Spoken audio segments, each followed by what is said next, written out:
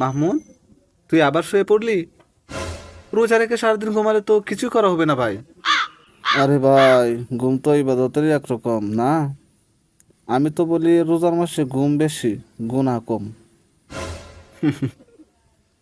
এই যুক্তি দিয়ে তো তুই পুরা রমজান বিছানায় কাটায় দিবি।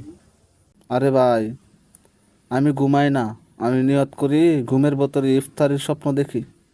তাহলে মনে হয় তোর জন্য ইফতারও ঘুমিয়ে করা উচিত। সেটা হলে তো জান্নাত নিশ্চিত ছিল। ঘুম, স্বপ্ন, ইফতার, তিনটাই একসাথে।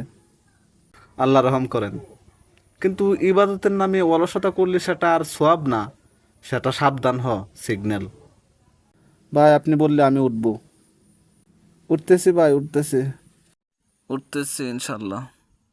তোর ইনশাল্লাহ এখন ঘুমিয়ে গেছে মনে হয়।